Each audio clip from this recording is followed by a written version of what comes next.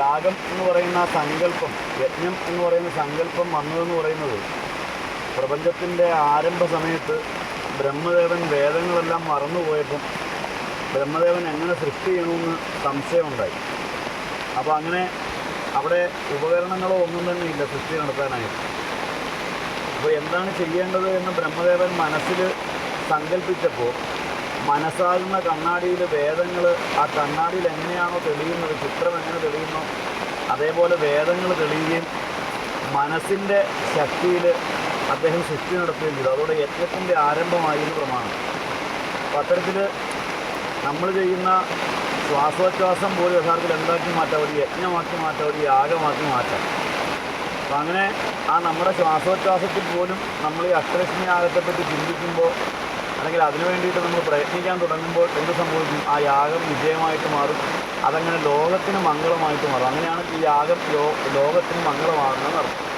അപ്പം അത്തരത്തിലുള്ള ആ യാഗം നടത്തണമെന്നുണ്ടെങ്കിൽ നമുക്ക് എന്ത് വേണം? ഒരു ഭൂമിയിൽ നമ്മൾ അതിന് വേണ്ടിയിട്ട് ചില കാര്യങ്ങൾ ചെയ്യേണ്ടതായിട്ട് വരും. അപ്പം നമ്മളിപ്പോൾ ഇവിടെ വന്നപ്പോൾ തന്നെ എന്ത് ചെയ്തു? നമ്മൾ കുറച്ച് ജീവികളെയൊക്കെ നമ്മൾ ഉപ്പൊക്കെ ഇട്ടാണെങ്കിൽ നമ്മളതിന് ഉപദ്രവിക്കുന്ന ഒരു സാഹചര്യം വരുന്നു. അപ്പോൾ ഇതെല്ലാം എന്ത് ജീവികളാണ്? ഉലക ജീവികളാണ്. ഭൂമിയുടെ അധിപതി ആരാണ്? സർപ്പങ്ങളാണ്. അപ്പോൾ ആ സർപ്പത്തിനെയാണ് നമ്മൾ ആദ്യം വേണ്ടിയിട്ട് പ്രീതിപ്പെടുത്തേണ്ടത്. നമ്മളിപ്പോൾ ഇവിടെ ഇതെല്ലാം ഉഴുതു മറിച്ചാലേ നമുക്കിവിടെ ഒരു യാഗശാല നിർമ്മിക്കാനായിട്ട് സാധിക്കുകയുള്ളൂ.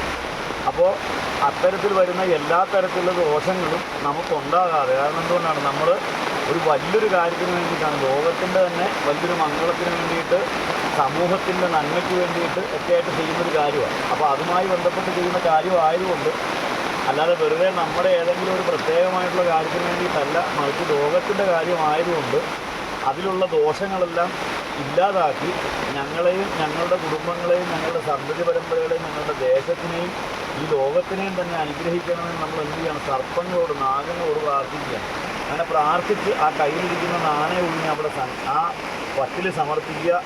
അതൊരുവിധം നമ്മൾ ആമയുടെ ക്ഷേത്രസന്നിധിയിൽ നമ്മൾ സമർപ്പിക്കും. അവരുടെ അനുജ്ഞയാണ് നമ്മളിപ്പോൾ വാങ്ങുന്നതെന്ന് അർത്ഥം. നാഗങ്ങളുടെ അനുജ്ഞ. നാഗങ്ങളെന്ന് പറയുന്നത് നമ്മൾ നമോ അസ്തു സർപ്പേഭ്യോ ഏകേജ പ്രതിഭീമനുയെ അന്തരീക്ഷയെ ദിവിതേന സർപ്പേഭ്യോ. അന്തരീക്ഷത്തിലും നമുക്ക് ആരെ കാണാമെന്ന് പറയുന്നത്? സർപ്പത്തിനെ കാണാമെന്ന് ഋഗ്വേദ മന്ത്രത്തിൽ പറയുക. അന്തരീക്ഷത്തിൽ സർപ്പമില്ല എന്ന് നമുക്കറിയാം. നമ്മുടെ ഈ പ്രപഞ്ചം മുഴുവൻ തരംഗ രൂപത്തിൽ സഞ്ചരിക്കുന്നതെന്നാണ് പറയുക. അപ്പോൾ അത് സർപ്പിളാകൃതിയിലാണെന്ന് പറയും. ഈ പ്രപഞ്ചത്തിൻ്റെ സഞ്ചാരം ഒരു സർപ്പമാണ്. അതുകൊണ്ട് അതിനെ കാലം എന്ന് പറയും. അതുകൊണ്ടാണ് നമ്മൾ ചെയ്യുന്ന ഓരോ കർമ്മങ്ങൾക്കും ആരാണ് നമുക്ക് ഫലം തരുന്നത്? കാലമാണ് നമുക്ക് ഫലം തരുന്നത്. അപ്പോൾ അത് സർപ്പമാണ് എന്ന് വരും. അപ്പോൾ അങ്ങനെയുള്ള ആ സർപ്പത്തിന് നമ്മൾ പ്രീതിപ്പെടുത്തിയാലേ എന്ത് സംഭവിക്കും? നമുക്ക് അതിൻ്റെ ഫലവും പരിപൂർണമായിട്ട് നമുക്ക് കിട്ടുമെന്ന്. അപ്പോൾ അതിന് വേണ്ടിയിട്ടാണ് നമ്മൾ ഇവിടെ ചെയ്യുന്നത്. അപ്പോൾ അത് എല്ലാവരും മനസ്സിൽ വളരെ പ്രത്യേകതയുള്ളതാണ് സർപ്പങ്ങളെന്ന് പറയുന്നത്. കാരണം ഗണപതിക്ക് എങ്ങനെ ചെയ്താലും സർപ്പങ്ങൾക്ക് എങ്ങനെ ചെയ്താലും തൃപ്തിയാകുകയാണ്. ഗണപതിക്ക് നമുക്ക് ഒരു തേങ്ങാപ്പൂട് കൊണ്ടും തൃപ്തിയാക്കാം, ലോറിക്കടിച്ചാലും തൃപ്തിയാകില്ല. സർപ്പങ്ങളാണെങ്കിൽ എന്ത് ചെയ്താലും തൃപ്തിയാകില്ല. കാരണം സിദ്ധിയുമൊക്കെ വളരെ പ്രാധാന്യമുള്ളതാണ്. അപ്പം അങ്ങനെയുള്ളതായതുകൊണ്ട് നമ്മളവരെ വളരെ മനസ്സറിഞ്ഞ് വിളിക്കുക. നമ്മൾ കാണുന്നത് പോലെ അല്ല സർപ്പത്തിൻ്റെ സങ്കല്പം. അത് വളരെ വലുതാണ്. അത് പിന്നെ പറയാം. അപ്പോൾ അത് സങ്കല്പിച്ച് പ്രാർത്ഥിച്ച് നമ്മൾ ആമയുടെ എന്ന്